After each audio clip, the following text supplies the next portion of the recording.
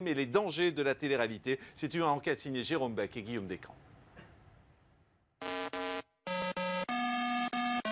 Ils sont passés d'une surexposition médiatique et d'une gloire aussi rapide qu'éphémère à la déchéance la plus totale.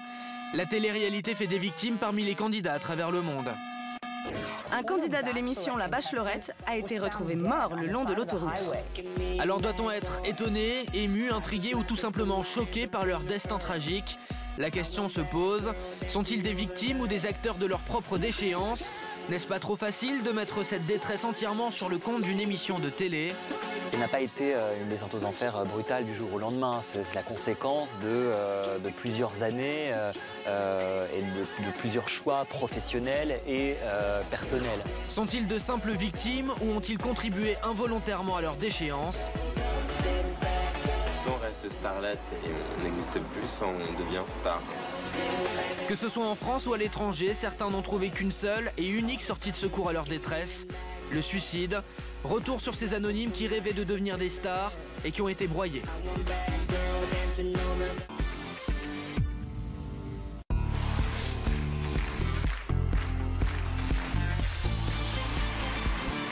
Vous êtes en direct sur Énergie 12. Merci d'être avec nous. Christophe Dominici est là, Candice Pascal également. On a accueilli juste avant la pause de pub Camille Joséphine qui s'appelait Gilles auparavant, qui a changé de sexe, qui va nous raconter son histoire dans un instant. Vous entendrez également Mallory Nataf, sa première interview, c'est dans quelques secondes, mais auparavant, on va s'intéresser aux victimes de la télé-réalité en France ou dans le monde. La télé-réalité engendre une médiatisation fulgurante avec parfois des drames. Enquête signée Jérôme Beck, Guillaume Descamps.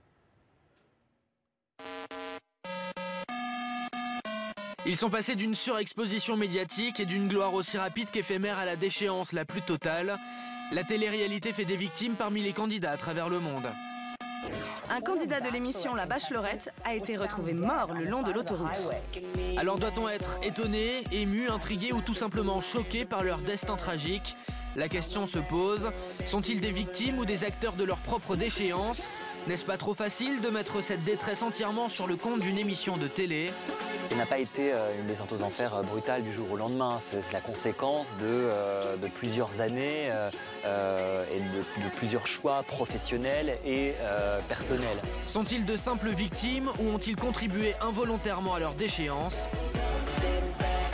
On reste starlet et on n'existe plus, on devient star. Que ce soit en France ou à l'étranger, certains n'ont trouvé qu'une seule et unique sortie de secours à leur détresse, le suicide. Retour sur ces anonymes qui rêvaient de devenir des stars et qui ont été broyés.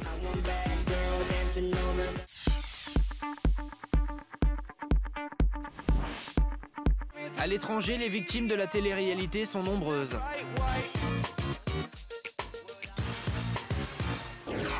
En Allemagne, par exemple, l'équivalent de l'émission française Un dîner presque parfait tourne à la catastrophe. Claudia Borner, mannequin à 16 heures perdues, subit un déluge d'insultes et de critiques concernant son physique sur les réseaux sociaux suite à son apparition dans l'émission. Un harcèlement que ne supportera pas Claudia Borner. On la retrouvera morte quelques jours après la diffusion de l'émission. Autre cas de suicide aux États-Unis, celui de Cheryl Kozevich. En 2007, la jeune femme, âgée de 35 ans à l'époque, au jeu d'aventure Pirate Master. Cheryl ne supportera pas son élimination du jeu et quelques heures avant la tragédie, elle avait posté ce message sur son MySpace. Cette émission ne m'a rien apporté. Après le suicide de la jeune femme, l'émission est annulée. Un candidat de l'émission La Bachelorette a été retrouvé mort le long de l'autoroute. Autre drame, Julien Hug croyait trouver l'amour dans l'émission américaine de Bachelorette, mais il n'en sera rien. C'est très bizarre, on ne sait pas exactement ce qui s'est passé.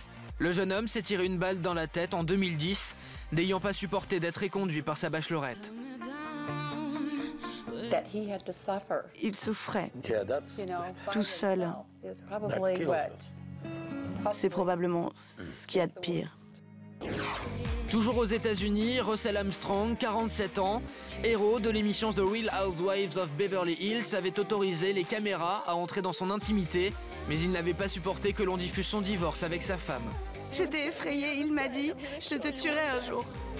Il mettra fin à ses jours en août 2011. Je me suis retrouvée dans la rue, en train de hurler, et j'ai réalisé que ma petite fille était avec lui. et que je devais me ressaisir pour la sortir de là. Autre drame, celui de Paula Goodspeed qui avait tenté sa chance lors de la 5e saison d'American Idol, la version américaine de Nouvelle Star. Vivement critiquée par le jury qui s'est moqué de son physique lors de sa prestation, la jeune femme de 30 ans sera recalée. Je pense qu'aucun artiste au monde ne peut chanter avec tout ce métal dans la bouche. Tu as vraiment trop de métal dans la bouche. Paula était repartie au bord des larmes. La police la retrouvera dans sa voiture, morte d'une overdose.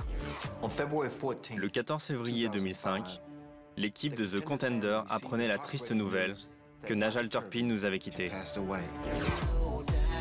Najal Turpin était un boxeur prometteur qui devait participer à la nouvelle émission de Contender diffusée sur NBC. Tu as gagné le cœur de tout le monde ici, c'était incroyable. Tu es absolument fantastique, j'apprécie ça.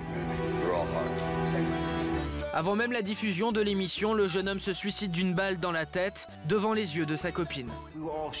Nous avons tous été choqués et attristés par la mort tragique de ce jeune homme. Son grand rêve, c'était de devenir boxeur et de pouvoir offrir une meilleure vie à sa petite fille. Personne ne connaîtra jamais la cause exacte de ce suicide. La chaîne NBC avait quand même diffusé l'émission. En France, fort heureusement, les cas dramatiques ne sont pas aussi nombreux. Le cas le plus choquant est celui de FX, étoile filante issue de la télé-réalité. Son destin se terminera tragiquement. Soit on reste starlet et on n'existe plus, soit on devient star. Très vite, le jeune homme va se prendre au jeu, mais à force il va se brûler les ailes, drogue, alcool et dépression. FX finit par sombrer. Je lui ai dit, tu viens à la maison, viens te reposer, t'as énormément maigri. Je t'emmènerai chez le médecin, on va trouver une solution. Je voulais surtout l'éloigner de ce milieu un peu malsain. Peine perdue, fragile et dépressif, FX, âgé d'à peine 22 ans, finira par se suicider en se jetant sous les roues d'une voiture. Acte prévisible ou pas, on peut se poser la question. La dernière phrase que mon fils a dit, c'est « Maman, je vais prendre Léa ». J'ai dit et j'ai jamais revu. Mais jamais. Autre suicide, même si le lien n'a jamais été formellement établi avec l'émission, c'est celui de Jean-Pierre, qui était l'un des candidats de Trompe-moi si tu peux, jeu estival d'M6 à l'été 2010. Un suicide qui s'est déroulé avant même la diffusion de l'émission. Et la chaîne a pris la sage décision d'annuler en catastrophe la programmation de ce programme, qui n'aura jamais vu le jour. Et puis on ne peut s'empêcher de penser à Loana qui a fait 9 tentatives de suicide, mais refuse d'accuser la télé-réalité. La télé-réalité descend, non, je dis non, c'est les mauvaises rencontres. La télé ne descend pas. Non, elle met juste en valeur et après, faut s'en servir de tremplin, c'est tout. Ils ont tout fait pour être dans la lumière, ils s'y sont brûlés les ailes. Étaient-ils trop fragiles pour cette notoriété dont pourtant ils rêvaient tous ? La télé-réalité crée des stars éphémères avec des conséquences parfois dramatiques. Même si la très grande majorité des candidats s'en sortent bien, les quelques suicides à travers le monde restent insupportables.